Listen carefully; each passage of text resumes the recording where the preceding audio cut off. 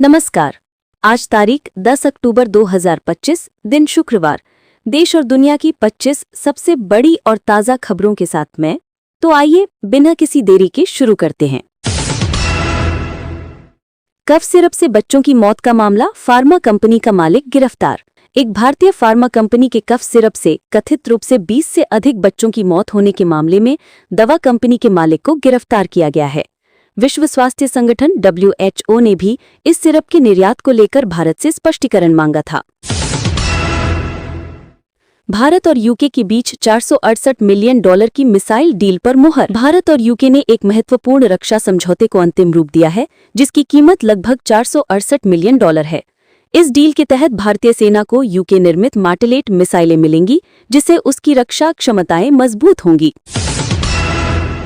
करवा चौथ 2025। कई राज्यों में आज सरकारी और स्कूलों की छुट्टी। आज 10 अक्टूबर 2025 को करवा चौथ का त्योहार मनाया जा रहा है।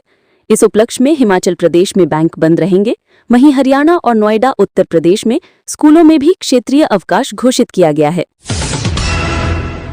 पीएम मोदी ने नवी मुंबई अंतर्राष्ट्रीय हवाई अड्डे के पहले चरण का उद्घाटन किया। प्रधानमंत्री पीएम नरेंद्र मोदी ने नवी मुंबई अंतर्राष्ट्रीय हवाई अड्डे के पहले चरण का उद्घाटन किया। ये परियोजना PPP मॉडल के तहत अडानी समूह द्वारा विकसित की गई है और इससे मुंबई हवाई अड्डों पर दबाव कम होगा, साथ ही क्षेत्रीय कनेक्टिविटी को बढ़ावा मिलेगा। बिहार चुनाव, तेजस्वी यादव का बड़ा वादा, हर परिवार को एक सरकारी नौकरी। बिहार विधानसभा चुनाव से पहले राष्ट्रीय जनता दल के नेता तेजस्वी यादव ने अपने चुनाव अभियान की शुरुआत में एक बड़ा वादा किया है। उन्होंने RJD की सरकार बनने पर हर परिवार के कम से कम एक व्यक्ति को सरकारी नौकरी देने का संकल्प लिया है। कानपुर धमाका, सड़क किनारे खड़ी स्कूटी में विस्फोट, 8 लोग झुलसे। उत्तर प्रदेश के कानपुर के मेस्टन रोड पर बुधवार रात को 2 स्कूटी में जोरदार धमाका हुआ, जिससे इलाके में अफरा तफरी मच गई।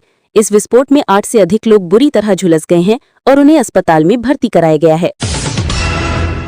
तालिबान के विदेश मंत्री भारत दौरे पर, आर्थिक संबंध मजबूत करने पर जोर। अफगानिस्तान के तालिबान विदेश मंत्री आमिर खान मुत्तकी आर्थिक संबंधों को बढ़ावा देने के उद्देश्य से भारत दौरे पर पहुंचे हैं। 2021 में सत्ता संभालने के बाद तालिबान नेता का ये पहला भारत दौरा है, जो क्षेत्रीय शक्तियों के साथ जुड़ाव बनाने के उनके प्रयासों को दर्शाता है।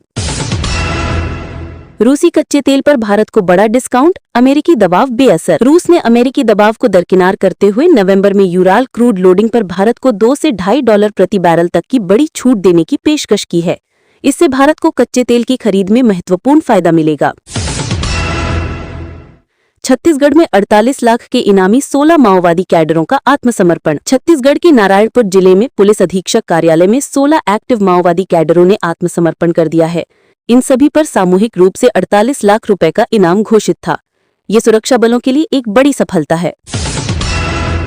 दिल्ली में पटाखों पर लगे बैन पर आज सुप्रीम कोर्ट में होगी सुनवाई। राष्ट्रीय राजधानी दिल्ली में प्रदूषण को नियंत्रित करने के लिए पटाखों की बिक्री और इस्तेमाल पर लगाए गए बैन के संबंध में आज सुप्रीम कोर्ट में सुनवाई होनी है। कोर्ट के फैसले पर सबकी निगाहें टिकी हैं। कानपुर की टुंडला में निर्माणाधीन फ्लाईओवर का हिस्सा गिरा, मजदूर घायल। उत्तर प्रदेश के फिरोजाबाद जिले के टुंडला में रेलवे स्टेशन के पास बन रहे एक फ्लाईओवर का एक हिस्सा गिर गया है। इस हादसे में कई मजदूर घायल हुए हैं, जिन्हें तत्काल अस्पताल पहुंचाया गया है।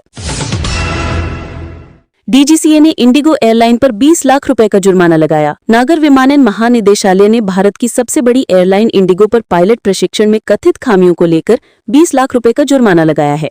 एयरलाइन ने हालांकि इस जुर्माने को चुनौती देने की बात कही है। दक्षिण कश्मीर के जंगल में भारतीय सेना का बड़ा सर्च ऑपरेशन। आतंकवाद विरोधी अभियान के दौरान कुछ सैनिकों के लापता होने के बाद भारतीय सेना ने दक्षिण कश्मीर के घने जंगलों में एक बड़ा और गहन तलाशी अभियान शुरू किया है। इस ऑपरेशन का उद्देश्य लापता सैनिकों का पता लगाना है। इलाहाबाद हाईकोर्ट ने न्यायिक मामलों के बैकलॉग पर जताई चिंता। इलाहाबाद हाईकोर्ट ने अदालतों में लंबित मामलों की बढ़ती संख्या पर गहरी चिंता व्यक्त की है। कोर्ट ने इसे बहुत दुखद स्थिति बताते हुए वकीलों से सहयोग करने और अदालतों पर बोझ कम करने का आग्रह किया है। विश्व बैंक ने भारत के वित्तीय वर्ष 27 के GDP अनुमान को घटाया। विश्व बैंक यानी वर्ल्ड बैंक ने भारत के वित्तीय वर्ष 2027 के सकल घरेलू उत्पाद यानी GDP के विकास अनुमान को घटाकर 6.3% कर दिया है। इसके पीछे सुधारों से जुड़ी चुनौतियों का हवाला दिया गया है। ब्रिटिश प्रधानमंत्री कीर स्टारमर भारत दौरे पर, संबंध मजबूत करने पर जोर। ब्रिटिश प्रधानमंत्री कीर स्टारमर भारत और यूके के बीच मुक्त व्यापार समझौते के बाद द्विपक्षीय संबंधों को मजबूत करने के उद्देश्य से भारत पहुंचे। उन्होंने पीएम मोदी से भी मुलाकात की। पंजाबी गायक राजवीर जवांदा का सड़क हादसे के 11 दिन बाद निधन। लोकप्रिय पंजाबी गायक और अभिनेता राजवीर जवांदा का सड़क दुर्घटना के बाद 11 दिनों तक चले इलाज के दौरान मोहाली के फोर्टिस अस्पताल में निधन हो गया है। करूर भगदड़ मामले में सीबीआई जांच के लिए सुप्रीम कोर्ट तैयार। सुप्रीम कोर्ट ने करूर भगदड़ मामले में केंद्रीय जांच ब्यूरो यानी सीबीआई से जांच कराने की याचिका पर तुरंत सुनवाई करने की सहमति व्यक्त की है। इस घटना में कई लोगों की मौत हुई थी।